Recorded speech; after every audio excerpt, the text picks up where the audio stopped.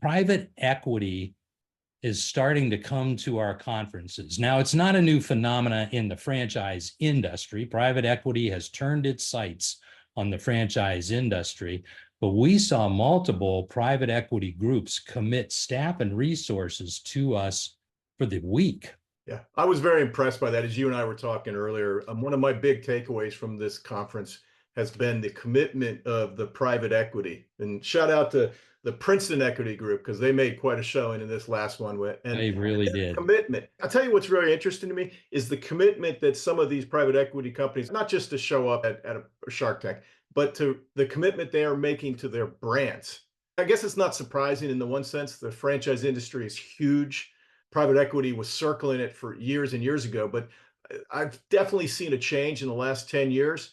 And I'm seeing another groundswell where they're kind of the buy, build, and hold, right? A little bit different than maybe the kind of go in, try to blow it up and sell out. So I thought that was really interesting. And rubbing some shoulders with them and getting some of their insights, I thought was fascinating.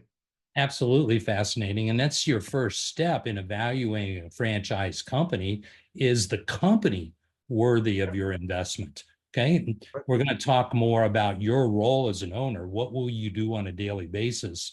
What are you required to do to grow the business?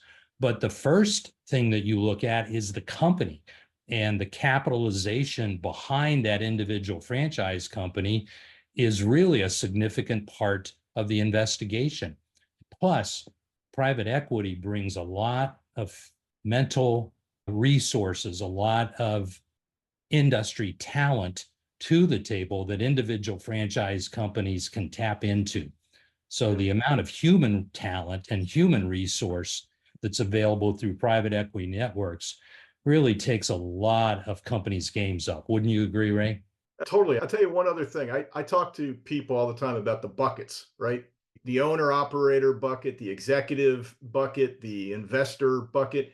What was interesting is talking to the PE groups and their senior management is how interested they were in each of the buckets. It wasn't, I'm interested in just one bucket of, it's the breadth, it's the whole of the industry. They're interested in all those buckets and they're actually working hard to provide solutions for each of those buckets. So people who are currently looking at businesses, my guess is if you're looking at 2, 3, 4, you're going to run into some private equity.